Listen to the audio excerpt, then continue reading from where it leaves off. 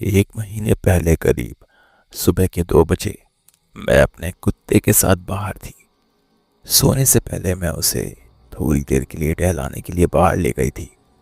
जैसे ही हम अपने फ्लैट के सामने वाली सीढ़ियों के नीचे पहुंचे, वो अचानक रुक गया। उसने बाईं ओर तेजी से देखा और अचानक से भौंकने और रोने लगा। मुझे समझ नहीं आता था कि हो क्या रहा है। ये उसकी नॉर्मल वार्निंग वाली भौंक नहीं थी। वो बहुत ही डिस्ट्रेस्ड और डरा हुआ साउंड कर रहा था। हमारी बिल्डिंग की बाईं ओर जिस सड़क पर हम रहते हैं, वहाँ एक प्री विक्टोरियन कब्रिस्तान है जिसमें 1700 के दशक से लेकर 1800 के दशक के मिड तक के कब्र हैं। हमारे ब्लॉक के ठीक सामने एक एंशियंट चर्च है और उसके अंदर एक ब्यूरियल चेम्बर भी है। वो पूरा इलाका एक बहुत ही नेगेटिव सा माहौल पैदा करता है। एक बार पिछले साल भी मेरे कुत्ते ने भी सेम इसी तरह रिएक्ट किया था।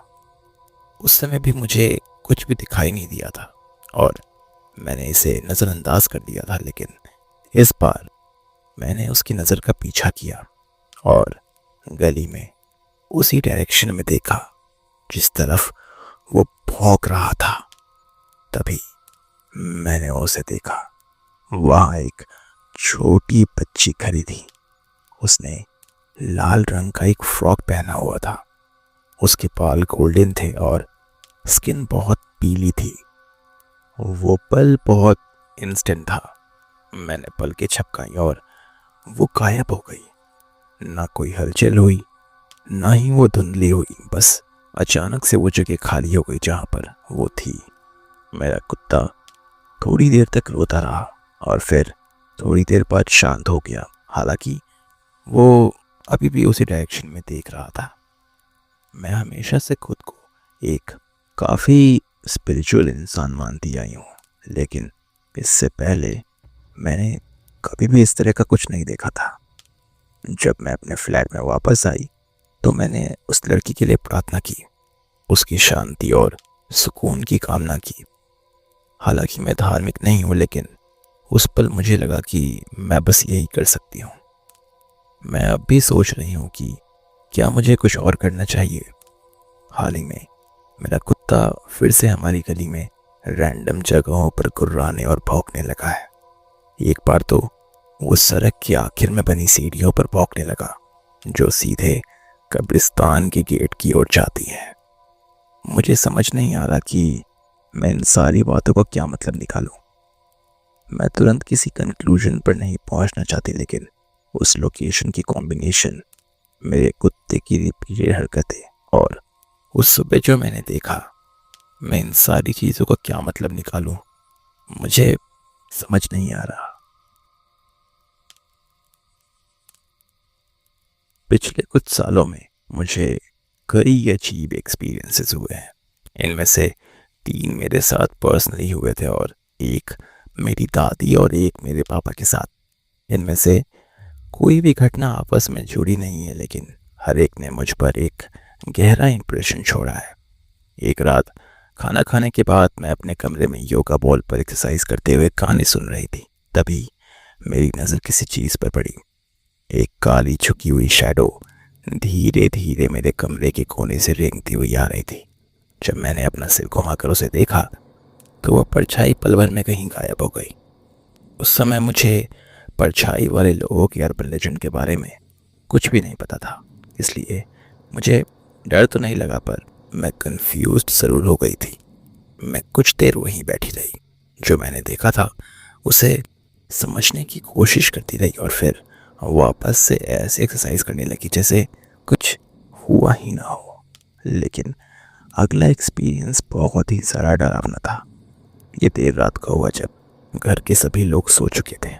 मैं ऊपर एक पुराने बेड पर सो रही थी जो पहले हमारे पास हुआ करता था। मैं जागते हुए छत को घूर रही थी कि तभी मुझे छत के गेट से खटखटाने की आवाज़ सुनाई दी, लेकिन छत का गेट तो हमेशा बंद रहता था, तो कैसे? सुबह मैंने ये बात अपनी फैमिली को बताई, लेकिन उन्होंने इस बात पर ज़्यादा ध्यान नहीं दिया। और इसे ये कहकर नकार दिया कि शायद मैं सपने देख रही होंगी। उसके बाद से ऊपर सोने का एकमात्र तरीका यही था कि मैं अपने साथ एक डरावनी गुड़िया रखकर सोऊं। अजीब बात यह है कि उस गुड़िया के डरावने होने के बावजूद भी उसके वहाँ होने से मैं सेफ फील करती थी। हर रात मुझे छत से किसी लोहे जैसी चीज को जमीन पर घसीटने की आवाज आती, लेकिन शुक्र है कि थोड़े टाइम बाद ये सभी आवाजें अपने आप आना बंद हो गई।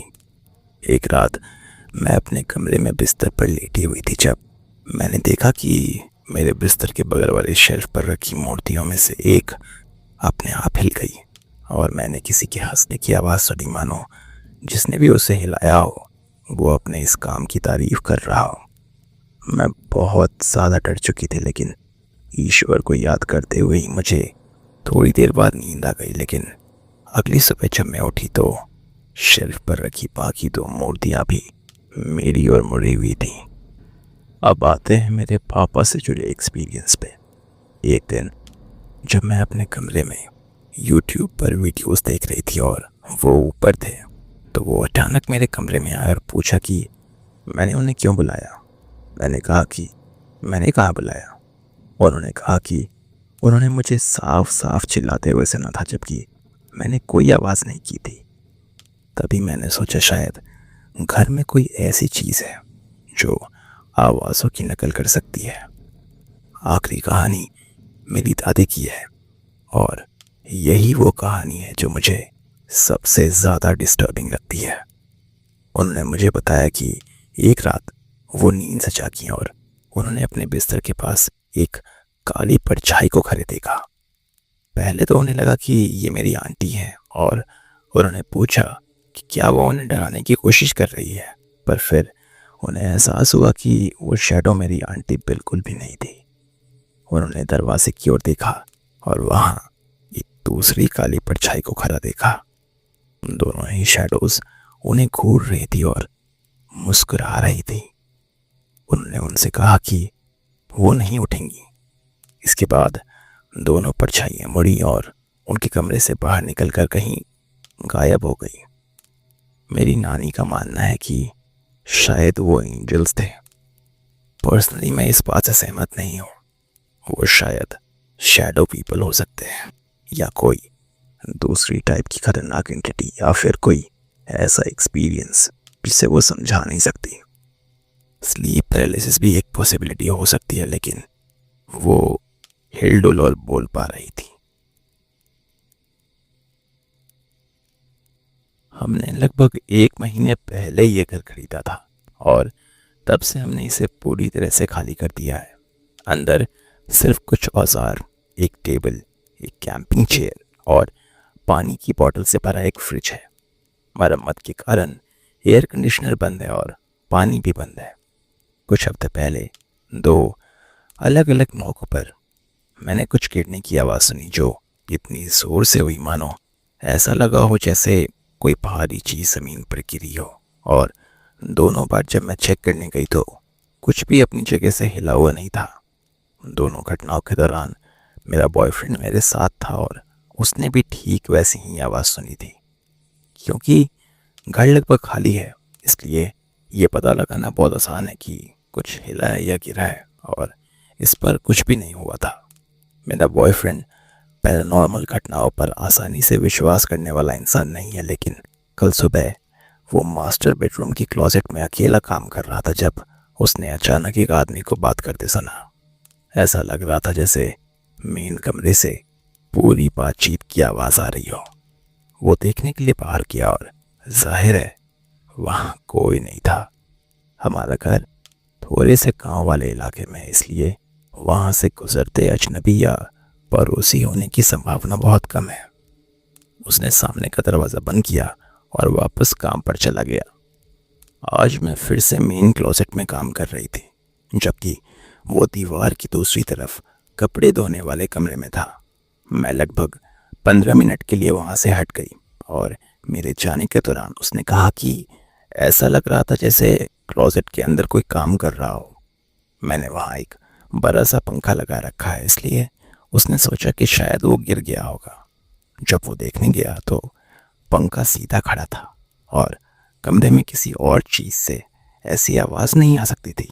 तभी उसने जोर से कहा कि अगर जो भी वहां है उसे रुकना ही है तो या तो मदद करे या किराया दे दे। उसके बाद सब कुछ एकदम शांत हो गया। कुछ ऐसा ही मेरे साथ पिछले हफ्ते हुआ था जब मैं घर में अकेली थी। मैं घर के बीचों बीच बैठी थी, तभी मुझे मास्टर बेडरूम और अलमारी वाले हिस्से से खरोंचने की आवाज़ सुनाई दी। क्योंकि हम गांव वाले इलाके में रहते हैं इसलिए मुझे सबसे पहले लगा कि कहीं घर में चूहे तो नहीं हैं। मैं बेडरूम में गई और अलमारी की ओर जाने वाली दीवार पर हाथ मारा, शायद अंदर जो भी हो उसे डराने के लिए। जैसे ही मेरा हाथ दीवार से टकराया, मानो दीवार ने जवाब दिया हो। किचन से जोरदार धमाके की आवाज आई। जरा भी देर नहीं हुई, ये एकदम तुरंत हुआ, जैसे किसी ने पलटवार किया हो। मैं किचन में गई, ये सोचकर कि शायद कुछ गिर गया होगा, लेकिन वहां कुछ भी नहीं था। किचन में सिर्फ एक सीढ़ी थी और वो भी अपनी जगह पर खड़ी थी। वहां अब अलमारियां या सिंक भी नहीं है, बस एक कंक्रीट की फर्श और एक खुला हुआ पाइपलाइन का छेद है। इन सारे इंसिडेंट्स ने मुझे पागल सा कर दिया था। लगभग खाली घर में ऐसी आवाज़ें सुनना जिन्हें समझाया ना जा सके बहुत ही डिस्टर्बिंग है। मैं ये नहीं कह रही कि ये कोई भूत है, लेकिन हर नॉर्मल एक्सप्लेनेशन अब लगता है कि वो दिया जा चुका है। घर में ना तो पानी आ रहा है, ना ही एयर कंडीशनिंग सिस्टम से कोई आवाज़ आ रही है, ना ही कोई पालतू जानवर है और ना ही कोई कीड़े मकोड़े नजर आ रहे हैं। घर सिर्फ 25 साल पुराना है और पूरी तरह से कंक्रीट का बना है। अब मैं सोच रही हूँ कि कहीं कोई ऐसी बात तो नहीं है जिसे मैं नज़रअंदाज कर रही हूँ। मुझे समझ नहीं आ रहा कि आखिरकार इन आवाज़ों का कारण क्या हो सकता है, या हम जो एक्सपीरियंस कर रहे हैं वो वास्तव में कुछ पैरानॉर्मल है या नहीं।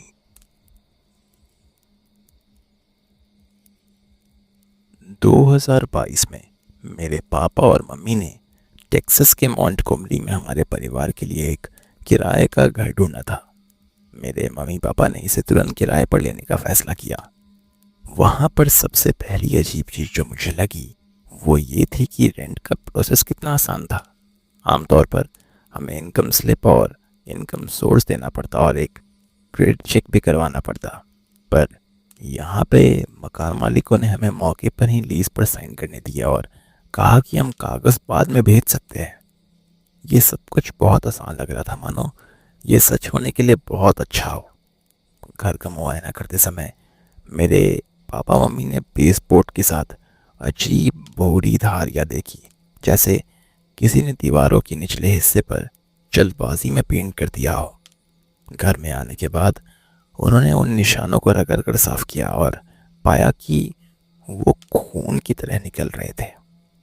उन्होंने कभी मकान मालिकों से इस बारे में नहीं पूछा और ना ही मकान मालिकों ने कभी इस बात का जिक्र किया।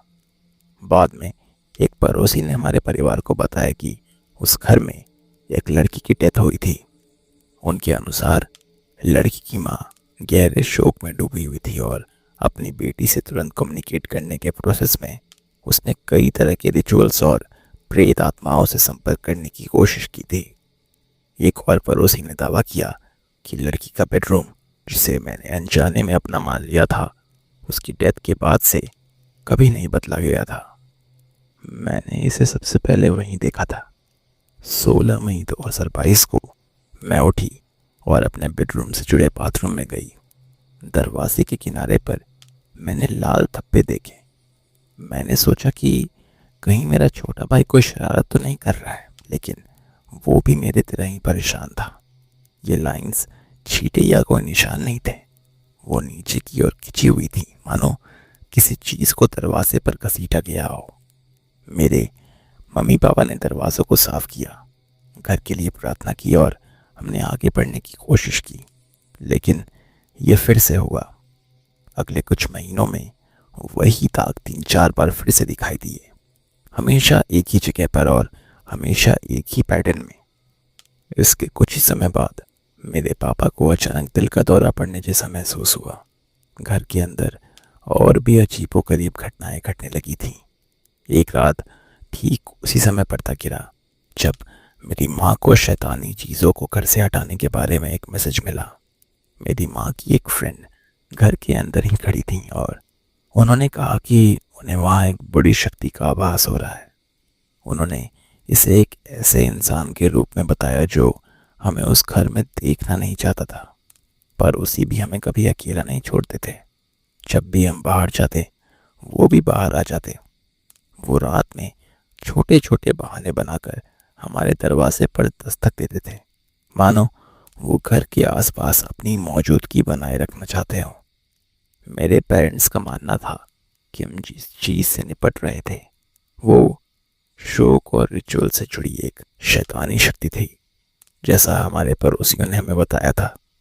उन्होंने घर के हर कमरे में प्रार्थना की और हमें चेतावनी दी कि हम ऐसी किसी भी चीज़ से दूर रहें जो किसी दूसरे दुनिया के दरवाजे को खोल सकती हो। उसके बाद वो लाल धब्बे फिर कभी नहीं दिखाई दिए। आज भी मैं उस एक्सपीरियंस को पूरी तरह से समझा नहीं सकती। मैं उन धब्बों को और उस एहसास को चाह कर भी कभी नहीं भुला पाऊंगी। उस कमरे के अंदर कुछ तो था जो बाहर निकलने की कोशिश कर रहा था। मैं अब बड़ा हो चुका हूँ, लेकिन मेरा बचपन एक कब्रिस्तान के ठीक सामने भी था। दरअसल वहाँ एक नहीं बल्कि 3 कब्रिस्तान एक साथ थे। जिस घर में मैं पला बढ़ा वो 1870 में बना था और ओरिजिनली वो अंतिम संस्कार के लिए इस्तेमाल होता था। मेरे दादाजी की डेथ भी वहीं हुई थी और मेरे बचपन के दौरान लोग लगातार कहते थे कि वो जगह भूतिया है, पर उसी रिश्तेदार और यहाँ तक कि विजिटर्स भी कसम खाकर कहते थे कि उन्होंने खिड़कियों के बाहर साए या गलियारों में घूमती परछाइयाँ देखी हैं। दर्शकों तक ये कहानियाँ सुनने के बावजूद मैंने खुद कभी कुछ नहीं देखा था। मैं हमेशा कहता था कि मैं तभी विश्वास करूँगा जब मैं अपनी आंखों से कुछ देखूँगा, और ऐसा कभी नहीं हुआ। कई साल बाद जब मैं बड़ा हुआ तो मैं उस पुराने घर से लगभग 10 मील दूर चला गया। जब मेरी पत्नी और मैंने अपना करंट वाला घर खरीदा तो घर के पिछले मालिकों ने हमें चेतावनी दी कि घर में किसी तरह की आत्मा है। उन्होंने कोई डिस्क्रिप्शन नहीं दिया, बस इतना कहा कि उन्होंने कुछ ऐसी चीज़ें एक्सपीरियंस की हैं जिन्हें वो समझा नहीं सकते। हम यहाँ 20 साल से रह रहे हैं और इस दौरान ज़्यादातर समय मैंने इस थॉट को पूरी तरह से खारिज कर दिया। मैंने कभी भी ऐसी कोई चीज़ ना देखी और न सुनी जिसे मैं पैरानॉर्मल कह सकूं। हालांकि मेरी पत्नी कभी कभी कपड़े पहनते समय किसी चीज़ के हल्के से छूने का जिक्र करती थी। मुझे भी कुछ बार ऐसा ही अजीब सा एहसास हुआ, लेकिन फिर मैं सोचता कि ये शायद मांसपेशियों में ऐंठन की वजह से होगा। मैंने इस पर कभी ज़्यादा ध्यान नहीं दिया, पर फिर लगभग 4 महीने पहले कुछ ऐसा हुआ जिसे मैं समझ नहीं पा रहा हूँ। मैं अभी अभी नहा कर निकला था और बेडरूम की ओर जा रहा था। मैं बिस्तर के पास रुका और ये देखने के लिए नाइट स्टैंड पर नज़र डाली कि मेरा फ़ोन चार्ज हो रहा है या नहीं, और जैसे ही मेरी नज़र उस पर पड़ी, फ़ोन अपने आप कमरे में दूर जा गिरा, मानो किसी ने उसे पकड़ कर फेंक दिया हो। इस घटना ने मुझे इतना झकझोर दिया था कि मैंने किसी को नहीं बताया, ना अपनी पत्नी को, ना अपने दोस्तों को और ना ही किसी और को। मुझे लगा कि अगर मैंने इसे ज़ोर से बोल दिया तो ये सच हो जाएगा। 2 दिन बाद पड़ोस में रहने वाली मेरी बहन ने मुझे अचानक फ़ोन किया। उसने बताया कि वो अपनी किचन में खड़ी थी, तभी काउंटर पर रखी एक नाइफ अचानक अपने आप उड़कर दीवार पर जा लगी। उसकी आवाज़ में घबराहट और उलझन साफ झलक रही थी, ठीक वैसे ही जैसे मुझे महसूस हो रही थी। उसने मुझे कुछ और अजीबोगरीब बातें बताई जिनका उसने पहले कभी जिक्र नहीं किया था, जिनमें कांच और मिट्टी की एशे शामिल थी जो यूं ही रखे रखे 2 हिस्सों में टूट गई। ना तो वो गिरी थी और ना ही उन पर हीट पड़ी थी। मेरे अपने एक्सपीरियंस के तुरंत बाद जब मैंने उससे इन घटनाओं का डिस्क्रिप्शन सुना तो सब कुछ डरावने तरीके से रियल लगने लगा। बचपन के घर से जुड़ी भूत प्रेतों की कहानियां समेत पूरी जिंदगी इन कहानियों को नजरअंदाज करने के बाद मेरे सामने एक ऐसी बात आ गई जिसे मैं ना तो नकार सकता था और ना ही कोई तर्क दे सकता था और ना ही उसके बारे में सोचना बंद कर सकता था। अपने दरवाजे और खिड़कियां बंद कर लीजिए क्योंकि रात बहुत लंबी है।